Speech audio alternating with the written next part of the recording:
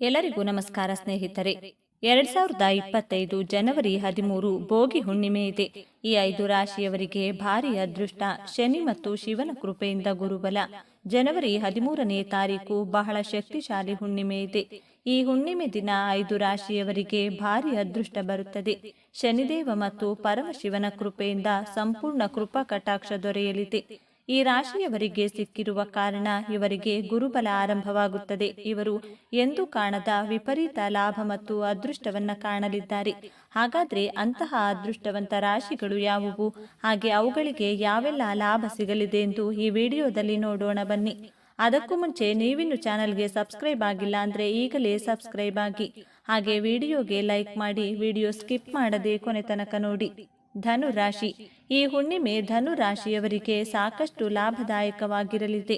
ಹಾಗೂ ಈ ಸಂದರ್ಭದಲ್ಲಿ ಧನು ರಾಶಿಯ ಉದ್ಯಮಿಗಳಿಗೆ ತಮ್ಮ ಉದ್ಯಮ ಅಥವಾ ವ್ಯಾಪಾರದಲ್ಲಿ ದೊಡ್ಡ ಮಟ್ಟದ ಲಾಭವನ್ನ ನೀಡುವಂತ ಡೀಲ್ ಸಿಗುವ ಸಾಧ್ಯತೆ ಇದೆ.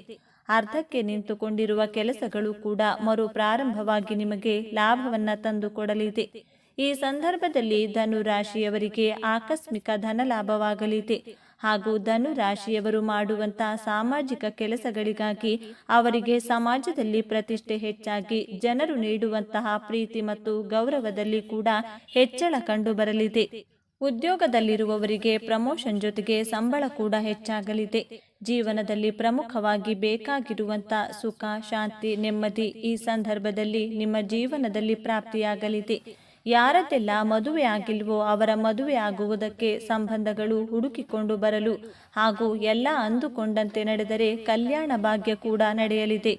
ಸಾಕಷ್ಟು ಸಮಯಗಳಿಂದ ಮದುವೆಯಾಗಿ ಸಂತಾನ ಭಾಗ್ಯಕ್ಕಾಗಿ ಕಾಯುತ್ತಿರುವಂತಹ ಧನು ರಾಶಿಯವರಿಗೆ ಅತಿ ಶೀಘ್ರದಲ್ಲಿ ಶುಭ ಸುದ್ದಿ ಸಿಗಲಿದೆ. ಆರ್ಥಿಕತೆಯ ವಿಚಾರದಲ್ಲಿ ಕೂಡ ಧನು ರಾಶಿಯವರಿಗೆ ಸಾಕಷ್ಟು ಲಾಭಾಂಶಗಳು ಸಿಗಲಿದೆ.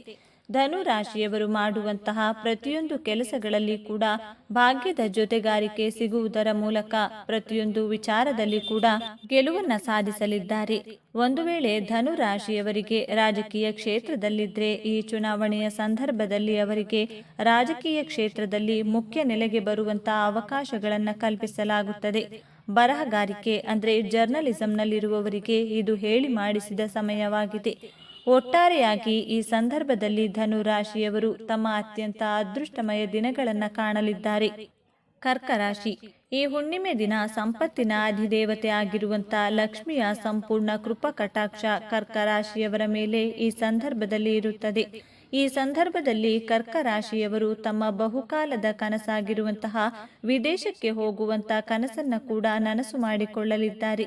ಕೆಲವರು ವಿದೇಶಕ್ಕೆ ವ್ಯಾಪಾರ ಅಥವಾ ಉನ್ನತ ವ್ಯಾಸಂಗಕ್ಕಾಗಿ ಹೋದರೆ, ಇನ್ನು ಕೆಲವರು ಉದ್ಯೋಗ ಹಾಗೂ ಪ್ರವಾಸಕ್ಕಾಗಿ ಹೋಗಲಿದ್ದಾರೆ.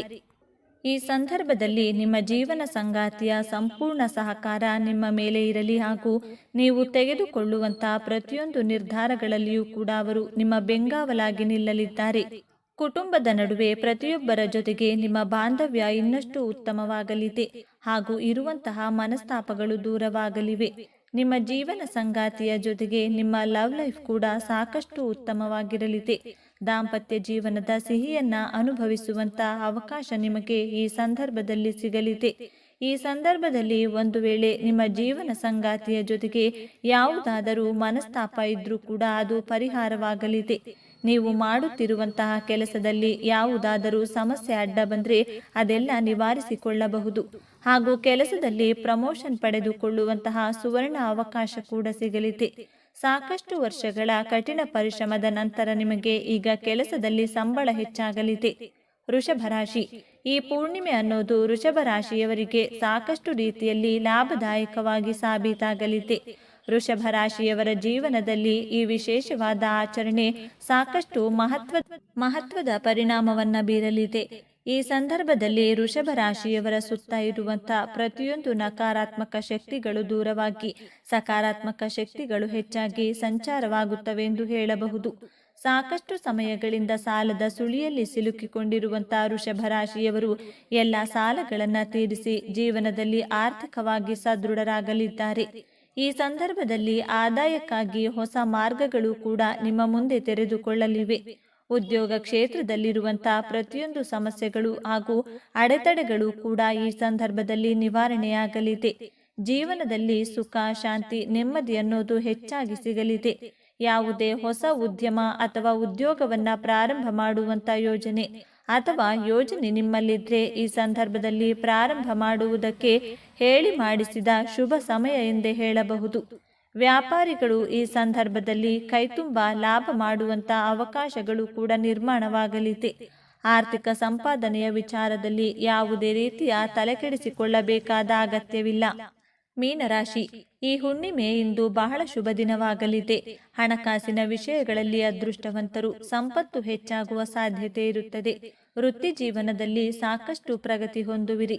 ಕೌಟುಂಬಿಕ ಜೀವನದಲ್ಲಿ ಸ್ವಲ್ಪ ಗೊಂದಲ ಉಂಟಾಗಲಿದೆ. ಕುಟುಂಬ ಸದಸ್ಯರೊಂದಿಗೆ ಸೈದ್ಧಾಂತಿಕ ಭಿನ್ನಾಭಿಪ್ರಾಯಗಳು ಸಾಧ್ಯ. ಸ್ನೇಹಿತರೊಂದಿಗೆ ಎಲ್ಲೋ ಹೋಗಬಹುದು. ಆಸ್ತಿಯನ್ನ ಮಾರಾಟ ಮಾಡುವುದರಿಂದ ಅಥವಾ ಬಾಡಿಗೆಗೆ ನೀಡುವುದರಿಂದ ಆರ್ಥಿಕ ಲಾಭವಿದೆ. ಹೊಸ ಆದಾಯದ ಮೂಲಗಳಿಂದ ಹಣ ಬರಲಿದೆ. ಭೌತಿಕ ಸೌಕರ್ಯಗಳಲ್ಲಿ ಜೀವನ ನಡೆಸುವಿರಿ. ತಮ್ಮ ಸಂಬಂಧದ ಬಗ್ಗೆ ಗಂಭೀರವಾಗಿರುವವರು ತಮ್ಮ ಸಂಗಾತಿಯನ್ನ, ತಮ್ಮ ಕುಟುಂಬ ಸದಸ್ಯರನ್ನ ಭೇಟಿ ಮಾಡಲು ವ್ಯವಸ್ಥೆ ಮಾಡಬಹುದು. ಮನೆಯಲ್ಲಿ ಸ್ವಲ್ಪ ಮಟ್ಟಿಗೆ ಅಶಾಂತಿ ನೆಲೆಸಿರಬಹುದಾಗಿದೆ. ಆದರೆ ಮೀನರಾಶಿಯವರು ಈ ಸಂದರ್ಭದಲ್ಲಿ ಶತ್ರುಗಳ ವಿರುದ್ಧ ವಿಜಯವನ್ನ ಸಾಧಿಸಲಿದ್ದಾರೆ. ಆದರೆ ಈ ಸಂದರ್ಭದಲ್ಲಿ ಪ್ರಮುಖವಾಗಿ ಹೊಟ್ಟೆ ಹಾಗೂ ಕಾಲಿನ ಆರೋಗ್ಯ ಸಮಸ್ಯೆಗಳು ಕಂಡು ಬರಲಿದ್ದು, ತಮ್ಮ ಆರೋಗ್ಯದ ಬಗ್ಗೆ ಮೀನರಾಶಿಯವರು ಸ್ವಲ್ಪ ಮಟ್ಟಿಗೆ ಹೆಚ್ಚಿನ ಜಾಗೃತಿ ವಹಿಸುವುದು ಒಳ್ಳೆಯದು. ಆದರೆ ಈ ಸಂದರ್ಭದಲ್ಲಿ ಕೂಡ ಸೂರ್ಯನ ಆಶೀರ್ವಾದದಿಂದಾಗಿ ಕೆಲವೊಂದು ಹಳೆಯ ಗಂಭೀರ ಆರೋಗ್ಯ ಸಮಸ್ಯೆಗಳು ಪರಿಹಾರವಾಗಲಿವೆ. ಉದ್ಯೋಗ ಕ್ಷೇತ್ರದಲ್ಲಿ ನಿಮ್ಮ ಪ್ರತಿಸ್ಪರ್ಧಿಗಳಿಂದ ನಿಮಗೆ ಸಾಕಷ್ಟು ಅಡ್ಡಿ ಆತಂಕಗಳು ಬರಬಹುದಾಗಿದೆ. ಆದರೆ ಅವರನ್ನೆಲ್ಲ ಸೋಲಿಸಿ ವಿಜಯ ಪಥದತ್ತ ಸಾಗುವ ಚಾಣಾಕ್ಷತೆ ನಿಮ್ಮಲ್ಲಿದೆ ಅನ್ನೋದನ್ನ ಮರೆಯಬೇಡಿ. ಹಾಗೂ ಸೂರ್ಯನ ಆಶೀರ್ವಾದ ಕೂಡ ನೀವು ಮಾಡುವಂತಹ ಪ್ರತಿಯೊಂದು ಕೆಲಸಗಳ ಮೇಲೆ ಇರುತ್ತದೆ. ಕುಂಭರಾಶಿ, ಈ ಹುಣ್ಣಿಮೆಯ ದಿನ ಕುಂಭರಾಶಿಗೆ ಹಣದ ಒಳಹರಿವು ಹೆಚ್ಚಾಗುತ್ತದೆ. ಆದಾಯದಲ್ಲಿ ಹೊಸ ಮೂಲಗಳು ಸೃಷ್ಟಿಯಾಗಲಿವೆ. ಆರ್ಥಿಕ ಪರಿಸ್ಥಿತಿ ಸುಧಾರಿಸಲಿದೆ. ಹೊಸ ಕೆಲಸವನ್ನ ಪ್ರಾರಂಭಿಸಲು ಉತ್ತಮ ದಿನ. ಕೌಟುಂಬಿಕ ಜೀವನದಲ್ಲಿ ಸಂತಸದ ವಾತಾವರಣ ಇರುತ್ತದೆ. ದೂರ ಪ್ರಯಾಣ ಮಾಡಲಾಗುವುದು. ಸಂಪತ್ತು ಮತ್ತು ಆಸ್ತಿಗೆ ಸಂಬಂಧಿಸಿದ ಒಳ್ಳೆಯ ಸುದ್ದಿಯನ್ನ ನೀವು ಪಡೆಯುತ್ತೀರಿ. ತಮ್ಮ ಸಂಗಾತಿಯ ಭಾವನೆಗಳ ಬಗ್ಗೆ ಸೂಕ್ಷ್ಮವಾಗಿರಬೇಕು. ಸಂಬಂಧದ ಸಮಸ್ಯೆಗಳನ್ನು ನಿರ್ಲಕ್ಷಿಸಬೇಡಿ ಮತ್ತು ಒಟ್ಟಿಗೆ ಸಂಬಂಧವನ್ನ ಬಲಪಡಿಸಲು ಪ್ರಯತ್ನಿಸಿ.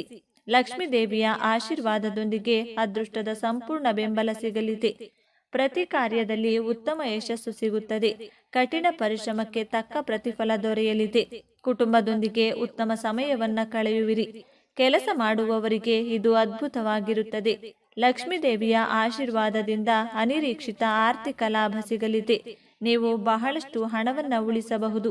ನೀವು ಕೆಲಸದ ಸ್ಥಳದಲ್ಲಿ ನಿಧಾನವಾಗಿ ಕೆಲಸ ಮಾಡಿದರೆ ನಿಮ್ಮ ಕೆಲಸ ಗೆಲ್ಲುತ್ತದೆ. ಹೀಗಾಗಿ ನಿಮ್ಮ ಕೆಲಸವನ್ನ ತ್ವರಿತವಾಗಿ ಮುಗಿಸಲು ಪ್ರಯತ್ನಿಸಿ. ನೀವು ಒಂದಕ್ಕಿಂತ ಹೆಚ್ಚು ಮೂಲಗಳಿಂದ ಆದಾಯವನ್ನ ಗಳಿಸುವಿರಿ. ನಿಮ್ಮ ಆದಾಯದ ಹೆಚ್ಚಳದಿಂದ ನೀವು ಸಂತೋಷವಾಗಿರುತ್ತೀರಿ. ನೀವು ಇಂದು ಯಾವುದೇ ಕಾನೂನು ವಿಷಯದಲ್ಲಿ ಜಯವನ್ನ ಪಡೆಯುತ್ತೀರಿ. ನಿಮ್ಮ ಗೌರವ ಹೆಚ್ಚಾಗುತ್ತದೆ. ಸ್ನೇಹಿತರೆ, ಈ ಮಾಹಿತಿ ನಿಮಗೆ ಇಷ್ಟವಾಗಿದ್ದಲ್ಲಿ ದಯವಿಟ್ಟು ಶೇರ್ ಮಾಡಿ, ಲೈಕ್ ಮಾಡಿ ಮತ್ತು ನಮ್ಮ ಚಾನೆಲ್ಗೆ ಸಬ್ಸ್ಕ್ರೈಬ್ ಆಗಿ. ಎಲ್ಲರೂ ಭಕ್ತಿಯಿಂದ ಓಂ ಶ್ರೀ ಮಹಾಲಕ್ಷ್ಮಿ ನಮಃ ಅಂತ ಕಮೆಂಟ್ ಮಾಡಿ. ಧನ್ಯವಾದಗಳು.